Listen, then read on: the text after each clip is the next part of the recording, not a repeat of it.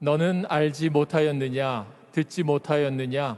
영원하신 하나님 여호와 땅 끝까지 창조하신 이는 피곤하지 않으시며 곤비하지 않으시며 명철이 한이 없으시며 피곤한 자에게는 능력을 주시며 무능한 자에게는 힘을 더하시나니 소년이라도 피곤하며 곤비하며 장정이라도 넘어지며 쓰러지되 오직 여호와를 앙망하는 자는 새 힘을 얻으리니 독수리가 날개치며 올라감 같을 것이요 다른 박질하여도 곤비하지 아니하겠고 걸어가도 피곤하지 아니하리로다. 아멘. 서기전 9세기 북이스라엘 아합 왕 시대입니다. 큰 가뭄으로 나라가 어려움을 겪고 있었습니다. 이 가뭄의 문제를 해결하기 위해서 왕과 더불어 온 국민이 한 사람을 찾고 있었어요. 엘리야를 찾고 있었죠. 왜냐하면 엘리야가 예언하기를 내가 섬기는 이스라엘의 하나님 여호와께서 살아계심을 두고 맹세하노니 내 말이 없으면 수년 동안 비도 이슬도 있지 아니하리라 그랬어요. 그러니까 이 가뭄의 시작이 엘리야의 예언부터 시작이 된 거예요.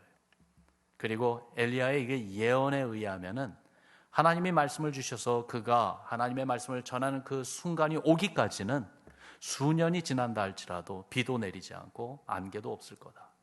정말 큰 재앙이 임할 것이라는 그러한 말을 했던 것입니다.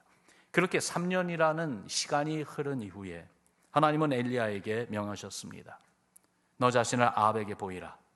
내가 비를 땅에 내리리라. 그래서 아합 왕에게 나타난 엘리야, 그는 왕에게 도전장을 던졌습니다. 당시 아합 왕과 왕비 이세벨은요, 온 나라로 하여금 바알과 아세라 신을 섬기게 했는데 이 우상들의 이 사제들을 다 모으라고 엘리야가 그렇게 도전했습니다. 그들과 대결하겠다는 것이었어요. 그래서 450명의 바알의 선지자들 그리고 400명의 아세라 선지자들을 총동원했습니다. 850명의 이 우상 숭배자들과 대결하는 이 사건이 갈멜산 위에서 있었습니다. 850대 1. 이 대결은 숫자의 그 싸움이 아니었습니다. 여호와 하나님과 바알 아세라 중 누가 진정한 신인지 분별하자는 것이었죠. 그래도 그 상황을 그려보면은 여러분 웬만한 사람에게는 얼마나 두렵고 그리고 또한 떨리는 아주 가장 힘든 그러한 상황 아니겠습니까? 850대 1입니다. 혼자 850을 대항하는 것만이 아니라 왕과 또한 왕비를 대항하고 그리고 이 우상을 쫓는 전 국민을 홀로 대항하는 어떻게 보면은 감당할 수 없는 그러한 상황이었습니다. 그런데도 엘리야는 당당하게 하나님을 대변하는 하나님의 종으로 우상 숭배자들을 다 물리쳤습니다. 하나님의 승리를 외쳤던 영적 거장이었죠. 그리고는 기도로 하나님이 약속하신 비를 내리게 한 하나님의 선지자이고 종이었습니다. 이거 보면은 엘리야는 멋있는 사람이에요. 대단한 사람이에요. 정말 믿음에 있어서는 He's a giant, 거인이죠. 그런 위대한 엘리야가 여러분 이 큰 승리를 맛보고 나서 바로 다음에 어떤 모습으로 나오냐면은 영적 침체, 영적 탈진에까지 빠진 모습을 보여줍니다. 온 세상이 그를 대적해도 흔들림이 없던 그렇게 용맹을 가지고 섰던 용사였는데 광야 로뎀나무 아래에서 떼약볕을 피해 있을 때 그 똑같은 그 엘리야가 이런 말을 합니다. 열왕기상 19장 4절에 보니까요, 자기 자신은 광야로 들어가 하룻길쯤 가서 한 로뎀나무 아래에 앉아서 자기가 죽기를 원하여 이르되 여호와여 넉넉하오니 지금 내 생명을 거두시옵소서. 나는 내 조상들보다 낫지 못하니이다. 무슨 말이에요? 이제 그만 살고 싶다는 거. 하나님 이제는 내 생명을 거두어 주소서. 더 이상 견딜 수가 없습니다. 너무 힘듭니다. 두렵습니다. 지쳤습니다. 한탄하는 엘리야 그 모습을 우리가 성경에서 봅니다. 믿음으로 굳건히 섰던 엘리야도 한순간 이렇게 넘어지고 쓰러지는 것을 보면서 여러분이나 저의 신앙은 그렇다면 얼마나 더 쉽게 넘어지고 쓰러지지 않겠습니까? 우리 신앙과 인생은 생각보다 연약하다는 사실을 우리가 잊지 말아야 되겠습니다. 스스로 선줄로 생각할 때 넘어질까 조심하라고 하신 주의 말씀이 생각이 납니다. 오늘 말씀 가운데 30절에 보면은요, 이런 말씀이 있어요. 소년이라도 피곤하며 곤비하며 장정이라도 넘어지며 쓰러지되라고 그랬어요. 여기서 언급하는 소년, young boy예요. 지칠 줄 모르는 아이란 말이에요. 힘이 넘칩니다. 광고 가운데 그 에너자이저 바니 생각나십니까? 계속해서 어디서 그렇게 힘이 나는지 움직이는 그러한 모습이요. 그런 소년도 결국은 피곤해지고 기력이 완전히 빠지는 순간이 올 수밖에 없다는 것이죠. 아이가 얼마나 피곤하고 곤비했으면은요, 밥 먹다가 밥이 입안에 있는데 잠든 모습을 본 기억이 있습니다. 예, 소년이라도 피곤하고 기력이 다 빠지는 그러한 순간이 올 수가 있다는 거예요. 장정, 영어로 보니까 young man 그랬어요. 젊음이 넘치는 그러한 청년을 이야기하는 것이에요. 밤을 새워도 끄떡없는 젊은이인데도 넘어지고 쓰러진다는 것입니다. 왜 그렇습니까? 그만큼 우리 인생은 연약하기 때문이에요. 연약하기에 인생이 피곤합니다. 피로가 쌓이죠. 그러면서 피로가 쌓이고 지칠 때 거기서부터 온갖 문제들이 시작이 될 수 있습니다. 전도서를 기록한 솔로몬은 이런 말을 했어요. 전도서 1장 8절에 보니까 모든 만물이 피곤하다는 것을 사람이 말로 다 말할 수는 없나니 눈은 보아도 족함이 없고 귀는 들어도 가득 차지 아니하도다. 그러니까 참 재미있죠? 모든 만물이 피곤하다고 그래요. 온 세상을 보니까 피곤으로 가득 쌓여 있다는 겁니다. 그 이유는 눈은 보아도 만족함이 없고 귀는 들어도 가득 차지 않기 때문이라고 그랬어요. 여러분, 이 말을 한번 생각해 봅시다. 인류의 조상 아담과 하와가 지은 첫 번째 그 죄의 유혹을 한번 생각해 봅시다. 사탄이 말한 선악을 알게 하는 과실을 보았습니다. 보니까 어떤 생각이 들었어요? 먹음직도 하고 보암직도 하고 탐스럽기도 했다고 했습니다. 첫 번째 죄를 짓게 만든 유혹에 보니까 그 유혹에는 눈으로 보는 유혹이 있었어요. 그리고 이것을 생각해 볼 때에 흥미롭게도 이것이 오늘날을 살고 있는 현대 문화와 너무나도 일치하고 있지 않습니까? 오늘날은요, 비주얼한 눈으로 보는 그러한 문화와 이미지를 중요한 가치로 삼고 있는 시대에 우리가 지금 살고 있습니다. 그 경제적인 내용을 볼 때 시장, 경제, 그 마케팅에서도 보면은요, 상품화 하는 데에 겉포장에 얼마나 많은 심려를 기울이고 있는지 우리가 알지 않습니까? 외실보다는 그래도 내실이야 그렇게 말은 하지만은 내실을 보는 것보다 외실을 보는 것이 더 쉽기 때문에 얼마나 고급스럽게 포장했느냐, 우리 마음이 쉽게 끌리는 것이 현실이라고 생각합니다. 그래서 물건도 겉포장을 근사하게, 물건만이 아니라 나 자신도, 내가 사는 삶의 모습도 겉모습만은 근사하게 포장하려고 하는, 그렇게 이미지와 눈에 보이는 것에 약한 것이 오늘날을 살고 있는 우리들의 모습 아니에요. 한 예로서요, 좋은 옷이란 정의는 처음에는요, 추위와 더위를 잘 막아주고 몸을 보호해주는 역할에 있었습니다. 그런데 그런 좋은 옷이라는 컨셉이 변했죠. 어떻게 변했습니까? 몸을 보호해주는 것에서부터 이제는 보여주는 목적으로 변했어요. 그래서 옷의 패션이 이제 생겼어요. 여기 얼마나 많은 그러한 수고와 투자가 들어가는지 우리가 짐작합니다. 보는 것 때문에 욕망이 생기고 그 욕망을 채우려는 수고로 인해서 피곤함을 느끼는 사람들이 많죠. 세상이 피곤한 또 다른 이유, 솔로몬의 말을 다시 한번 생각해 보면은 눈은 보아도 족함이 없다는 그 말씀과 더불어서 귀는 들어도 가득 차지 않기 때문이라고 했습니다. 이게 무슨 말입니까? 여러분, 누구나 좋은 소리를 듣고 싶어 하죠. 특별히 인정받고 칭찬받는 말은 더욱더 좋아합니다. 더욱 선호합니다. 그래서 온갖 노력을 다해요. 모든 일에 성공하려고 하는 데에는 남에게 자랑하고 그리고 칭찬 듣고 싶어하는 욕망이 있기 때문은 아닌지요. 그 욕망에 계속 끌려가다 보니까 때로는 피곤하고 지치는 것이. 솔로몬의 말은 우리가 살고 있는 세상을 잘 묘사해 주고 있는 듯합니다. 눈은 보아도 만족함이 없고 귀는 들어도 가득 차지 않는 이 세상의 현실, 이게 우리의 환경이에요. 우리가 늘 접하는 유혹이고 시험입니다.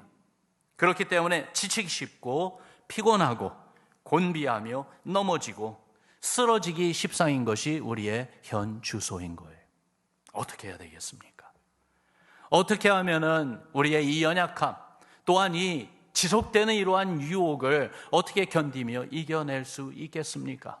심지어는 지치고 쓰러졌을 때 어떻게 하면은 다시 한번 일어날 수 있겠습니까? 오늘 우리가 읽은 본문 말씀에 보니까 하나님은 우리에게 권고하십니다. 하나님을 알라고 말씀하십니다. 여러분 따라합시다. 하나님을 알자. 우리의 눈을 돌려서 하나님을 바라보고 우리의 귀를 열어서 하나님의 음성 듣기를 사모해야 되겠어요. 그렇게 하나님을 알기를 힘써야 되겠어요. 하나님은 어떤 분인지 오늘 말씀에 이렇게 말해주고 있습니다. 28절 29절 말씀 우리 같이 읽습니다. 시작. 너는 알지 못하였느냐? 듣지 못하였느냐? 영원하신 하나님 여호와 땅 끝까지 창조하신 이는 피곤하지 않으시며 곤비하지 않으시며 명철이 한이 없으시며 피곤한 자에게는 능력을 주시며 무능한 자에게는 힘을 더하시나니. 아멘. 여러분, 우리가 아는 하나님은 어떤 분이세요? 여러분이 아는 하나님은 어떤 분이십니까? 이사야는 이렇게 말합니다. 영원하신 하나님 여호와라고 했습니다. 시간과 공간의 제약을 받지 않으시는, 영원 전부터 영원 후까지 변함없이 계시는 하나님이십니다. 땅 끝까지 존재하는 모든 것을 창조하신 하나님이라고 하고 있습니다. 피곤하거나 지치는 것이 없는 전능하신 하나님이라고 선포하고 있어요. 하나님의 명철은 사람이 아무리 연구하고 노력해서 찾아내려고 한다 할지라도 알 수 없는 그러한 무한한 명철을 가지신 하나님이라고 말씀하고 있습니다. 이렇게 완벽하시고 완전하신 하나님이 우리 인생들에게 어떻게 은혜를 베풀어 주시는지 보세요. 피곤한 자에게는 능력을, 무능한 자에게는 힘을 더하신다고 했습니다. 그렇기 때문에 여러분, 연약한 우리가, 세상의 유혹과 시험에 너무나도 쉽게 넘어지는 우리가 이러한 어려움을 극복하고 이겨내기 위해서는 하나님께 커넥트 되어 있어야 되는 것. 주께서 주시는 능력과 힘을 얻기 위해서 주님께 연결되어 있어야지만이 되겠어요. 예수님이 잡히시던 날 밤에 제자들에게 하신 마지막 말씀들 가운데 우리가 잘 아는 포도나무의 비유의 말씀을 주셨어요. 요한복음 15장에 보니까 4절 5절 말씀에 내 안에 거하라 나도 너희 안에 거하리라. 가지가 포도나무에 붙어 있지 아니하면 스스로 열매를 맺을 수 없음 같이 너희도 내 안에 있지 아니하면 그러하리라. 나는 포도나무여 너희는 가지라. 그가 내 안에 내가 그 안에 거하면 사람이 열매를 많이 맺나니 나를 떠나서는 너희가 아무것도 알 수 없음이라. 여러분, 주님이 하시는 말씀 한마디로 무슨 말이에요? 붙어 있으라는 겁니다. 한번 따라합시다. 주께 붙어 있자. 다시 한번요. 주께 붙어 있자. 내 마음이, 내 영혼이, 내 삶이, 내가 하는 모든 일들이 주님께 커넥트 되어 있습니까? 연결되어 있습니까? 커넥션이 지금 제대로 되어 있습니까? 그래서 주님이 공급하시는 능력과 힘이 내 삶 안으로 잘 좀 들어오고 있습니까? 열매 맺는 삶을 살기 위해 주님께 커넥트 되어 있어야 한다는 것이, 주를 떠나서는 아무것도 알 수 없는 우리의 현실을 알라고 하십니다. 그것을 인정하라고 하십니다. 머리로는 알지요. 그리고 또한 우리의 입으로는 안다고 하지만은 실제적으로 삶에서 그렇게 살고 있습니까? 모든 면에서 주님께 커넥트 되어 있습니까? 연결되어 있습니까? 우리 마음의 시선을 다시 한번 주님께 돌리고 우리의 귀를 열어서 세상에서 들려오는 그 어떤 소리보다도 주의 음성을 듣기를 더욱 사모하는 우리가 되기를 주님의 이름으로 축원합니다. 혹시 내 힘으로 해결할 수 없고 나로 하여금 낙심하고 좌절하게 만드는 일이 있나요? 소년이라도 피곤하고 곤비하며 장정이라도 넘어지며 쓰러진다고 했는데 그게 바로 지금 나의 현실인가요? 그렇다면 주님을 찾기 바랍니다. 주님을 알게 해달라고 다시 한번 부르짖기 바랍니다. 엘리야가 죽고 싶을 정도로 영적 침체에 빠졌을 때에 그래도 엘리야는요, 로뎀나무 아래서 하나님께 기도했어요. 하나님, 내 생명을 거두어 주소서. 그렇게 말을 했다 할지라도 그 상황에서도 엘리야는 하나님을 향해서 부르짖고 있었던 것이에요. 자기의 괴로움을 주께 호소했습니다. 여러분, 바로 이것이에요. 주님을 찾고 주께 나아가려고 하는 것입니다. 시편 42편에 보면은 다윗이 너무 낙심하고 불안해하는 상태에 있었던 것을 볼 수가 있어요. 어쩌면은 다윗이요, 디프레션, 우울증에 지금 시달리고 있는 그런 모습이 아닌가라는 생각도 해봅니다. 그 가운데 다윗이 하나님을 찾고 있어요. 어떻게 찾고 있는지 여러분이 말씀을 보세요. 공동 번역으로 읽어드립니다. 나의 반석이시던 하나님께 아뢰옵니다. 어찌하여 나를 잊으셨사옵나이까? 이 몸이 원수에게 짓눌려 슬픈 나날을 보내니 이것은 어찌 된 일이옵니까? 내 하나님이 어찌 되었느냐고 날마다 원수들이 빈정대는 소리가 뼛속을 저며 들어옵니다. 어찌하여 내가 이토록 낙심하는가? 어찌하여 이토록 불안해하는가? 하나님을 기다리리라. 나를 구해주신 분, 나의 하나님, 나는 그를 찬양하리라. 지치고 쓰러져서 아무것도 할 수 없는 그러한 상태에서도 마지막으로 온 힘을 다해 몸부리치는 것은 내가 하나님을 기다리리라, 나의 하나님을 찬양하리라 하는 선언이고 선포인 것이에요. 이것이 하나님을 알려고 하고 주께 커넥되어 있으려고 하는 우리의 신앙이고 믿음입니다. 그런 우리에게 주께서 능력을 주시고 힘을 더해 주신다고 말씀하고 있어요. 여러분, 어떤 어려움과 문제가 있다 할지라도 그것이 주님의 주권 바깥에 있지 않습니다. 주님의 섭리 가운데 있습니다. 그러므로 주를 찾고 주의 뜻을 알려고 하며 주님을 아는 믿음으로 구원해 달라고 부르짖을 때에 주께서 응답해 주십니다. 새 힘을 주시고 회복되게 해 주십니다. 이것을 알기에 우리는 주를 앙망해야지만이 되겠어요. 여러분, 따라합시다. 주를 앙망하자. 31절 말씀에 바로 그 내용을 말씀하고 있죠. 우리 같이 읽습니다. 시작. 오직 여호와를 앙망하는 자는 새 힘을 얻으리니 독수리가 날개치며 올라감 같을 것이요 다른 박질하여도 곤비하지 아니하겠고 걸어가도 피곤하지 아니하리로다. 아멘. 주를 앙망한다. 주를 앙망한다. 앙망한다는 말을 생각해 보면서 좀 찾아봤어요. 영어 번역에 보니까 몇 가지 다른 번역으로 이렇게 그 부분을 번역해 놓았어요. Waiting for the Lord, 주를 기다린다. 그렇게 번역한 성경이 있는가 하면 Hope in the Lord, 주를 바라본다, 주님께 소망을 둔다. 아니면은 Trust the Lord, 주를 믿고 의지한다. 그렇게 번역을 하기도 했습니다. 이 모든 내용이 다 포함되어 있는 것이 주를 앙망하는 것이라고 봅니다. 주를 바라보며 주를 믿고 의지하기에 오직 주만을 기다리는 것 말입니다. 가장 위태로운 위기의 코너에 몰렸을 때 여러분, 모세는 백성들에게 한마디 이것을 외쳤어요. Be silent. 가만히 있어라. 바로의 군대가 추격해오고 있었고요. 앞은 홍해로 가로막혀서 피할 길이 없는 벼랑 끝에 서 있는, 거기에 몰려있는 그러한 상황에서 백성들은 무서워 떨며 원망했어요. 가만히 있을 수가 없었어요. 불신과 원망으로 소리쳤습니다. 그때 모세가 외친 것입니다. 출애굽기 14장에 보니까 너희는 두려워하지 말고 가만히 서서 여호와께서 오늘 너희를 위하여 행하시는 구원을 보라. 여호와께서 너희를 위하여 싸우시리니 너희는 가만히 있을지니라. 가만히 있어라. Be silent. 주를 바라보고 주를 믿고 의지하며 주를 기다리는 것입니다.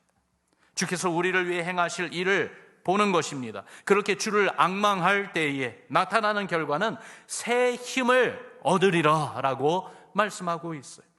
연약하고 부족하여 넘어지고 쓰러지는 우리를 일으켜 세워주시며 회복시켜 주시는 하나님의 역사를 보게 될 것이라고 말씀하세요. 이렇게 하나님께서 셈을 주시고 회복시켜 주시는 모습을 이 31절을 보니까 세 가지 그림으로서 표현해 주고 있습니다. 한 가지 한 가지가 다 의미 있게 다가와요. 첫 번째 보니까 독수리가 날개치며 날아오르는 모습이라고 그랬어요. 보니까요, 독수리 새들의 왕이잖아요. 날개를 펴고 날아가는 그 위엄과 힘은 대단합니다. 이 독수리가 날아갈 때 보니까 날아가는 모습이 네 가지 종류가 있더라고요. 하나는 높은 상공에서 글라이딩, 날개를 움직이지 않고요, 그냥 이렇게 쭉 나는 그런 모습이 있고, 또 하나는 아주 short distance를 flapping, 그러니까 날개를 치면서 그러면서 가까운 거리를 나는 모습이 있고요.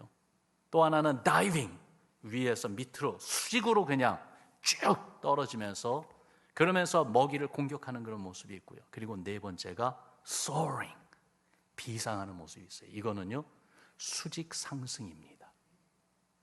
여기에서 말씀하고 있는 독수리가 날개치며 날아오르는 이 모습은요, 바로 이 비상하는 모습을 가리키고 있는 거예요.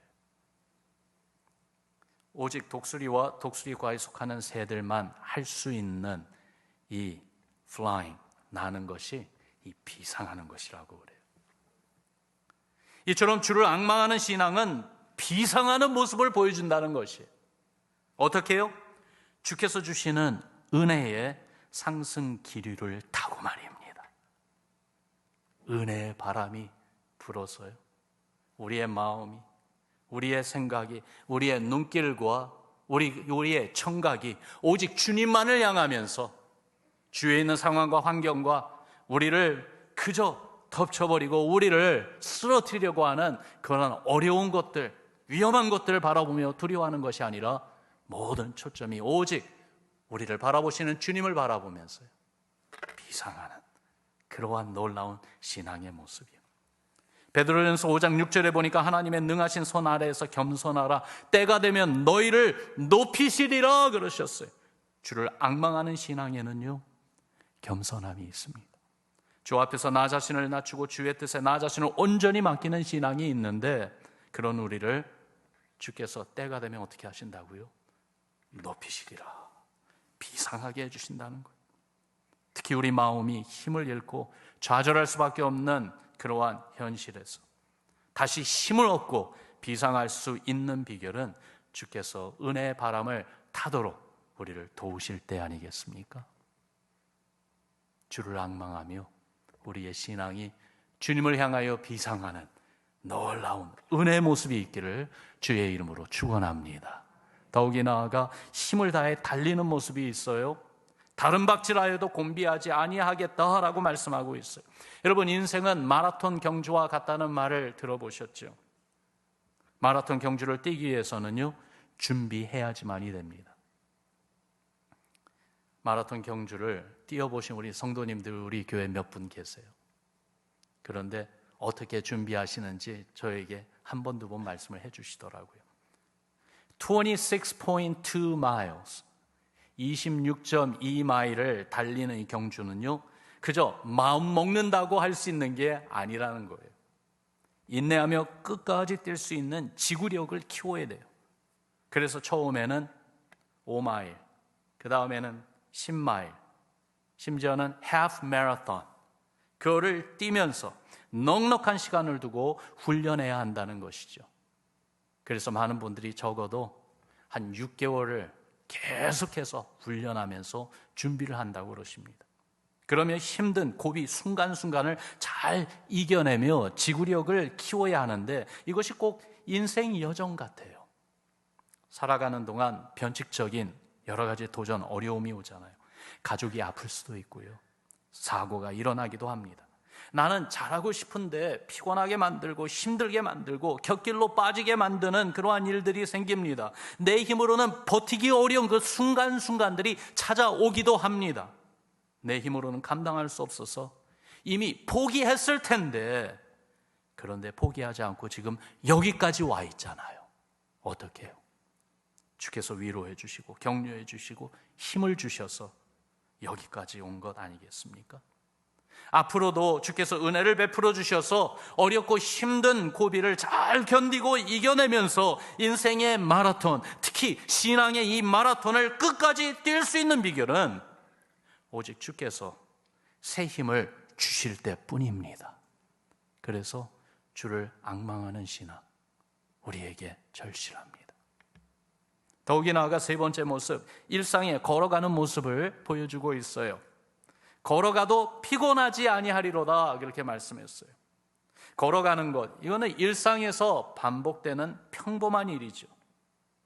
그래서 걸어간다는 것은 어떤 일들을 가리키는가 생각을 해보니까 정말 크게 보편적으로 이런 일들 같아요. 가정주부가 집안 청소 등 가사를 돌보는 거예요.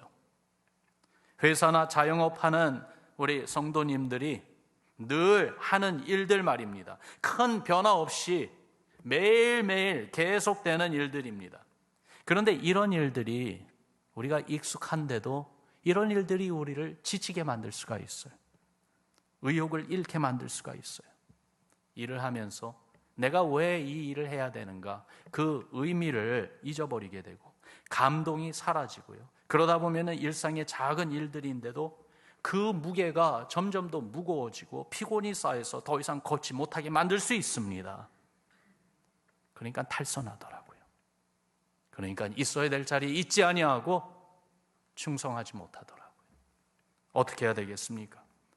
일상의 평범한 일 가운데서도 주님이 주시는 의미가 있고 그것이 모티베이션, 동기가 되어서 우리 마음을 움직인다면은 일상에서 일어나는 그 일 때문에 지치지 않을 것입니다. 오히려 그 일들을 감당하며 행복을 느낄 수 있을 것입니다. 생각을 해보니까요, 이 말씀을 준비하면서 저 역시 목회 현장에서 매주 하는 것이요, 똑같은 일, 비슷한 일들을 반복하면서 하는 일들이 있어요. 기도하는 일, 말씀을 준비하는 일. 제 주위에 있는 분들이 그러더라고요. 목사님 정말 힘드시겠어요. 매주마다 페이퍼를 그렇게 많이 쓰셔야 돼서. 생각을 해보니까 그렇더라고요. 말씀을 전하는 메시지 하나가 나오기 위해서 정말 때로는 끙끙 앓듯이 그러면서 한마디 한마디 쓰고 읽으면서 기도하면서 다시 고치면서. 그런데요, 이 일이 어쩌다 한 번 있는 것이 아니라 매주 계속해서 반복되는 일이에요. 되돌아보니까 이 일을 30년가량을 해왔습니다. 그런데도 이 일로 인해서 지치고 낙심하고 그래서 포기하는 그러한 자리까지 가지 않고 계속해서 할 수 있는 이유가 무엇일까 생각해 보니까 똑같은 일인데 매 순간순간마다 새로운 순간이에요. 새로운 도전이에요. 새로운 은혜예요. 새로운 동기부여를 주님이 주십니다. 오늘도 우리에게 새 하루를 주시며 이 하루 동안 일어나는 일들을 통해서 주의 뜻을 성취하며 살게 하시는 그 은혜에 감사하며 기쁨으로 살게 하시는 것, 주를 앙망하는 그러한 성도에게 주께서 주시는 은혜가 아닐까요? 그렇게 주님이 맡겨주신 모든 일에 충성하며 사는 우리의 신앙 되기를 주의 이름으로 축원합니다. 주를 앙망하는 신앙 얼마나 소중한지요. 다시 한번 마음에 새겨봅니다.